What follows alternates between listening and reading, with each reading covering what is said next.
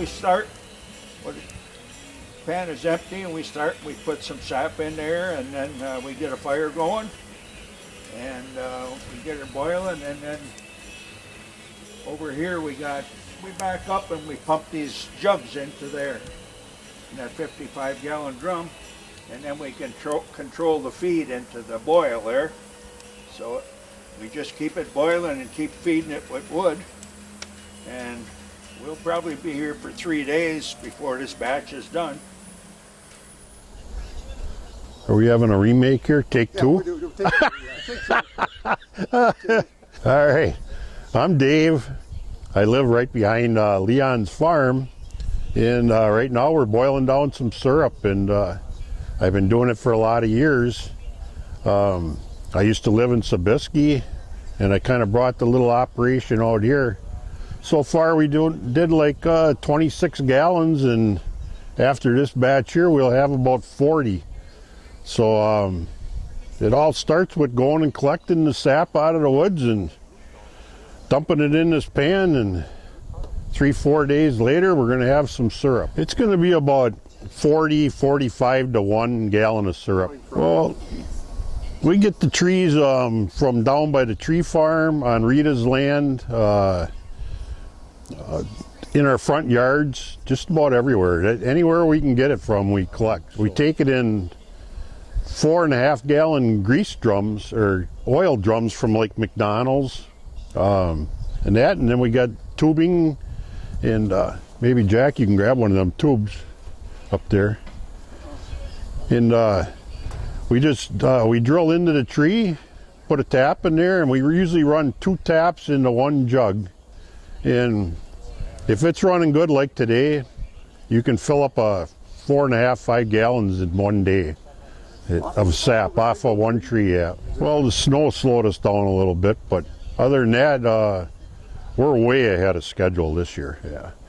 So so these are the taps, and then that just goes down and goes right through a cover on a jug, and it sits by the tree like this. So yeah, so what we do is we collect that sap and we bring it back here, and we'll take and we'll pump this up.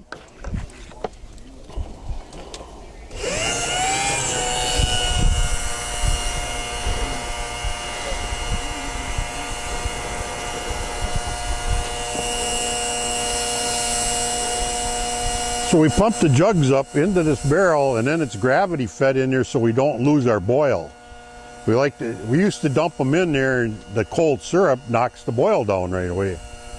So having it trickle in there keeps the boil going, and you create a lot more syrup faster, you know. So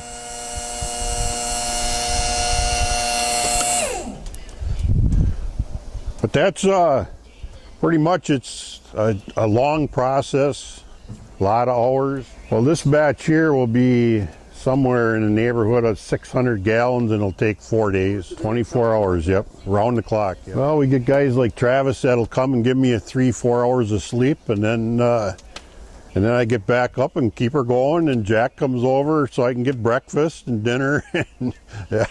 So yeah, we just keep feeding wood until it's done. It's quite the process. But you're not gonna get a maple syrup like this in the store. It'll be your Aunt Jemima will be 4% pure maple syrup. This is 100%. So no, I give some away and that to people, but all the people that help get some syrup. Yeah. You know, and they give it to their friends and their kids, and yeah, if one person wants to do it by themselves, they'll be wore out by the time they're done. We started this a couple weeks ago, and this is our 3rd batch now. No, this is an old fuel oil tank, and all we did was cut out the pan was from my brother's, my sister-in-law's mother had the pan.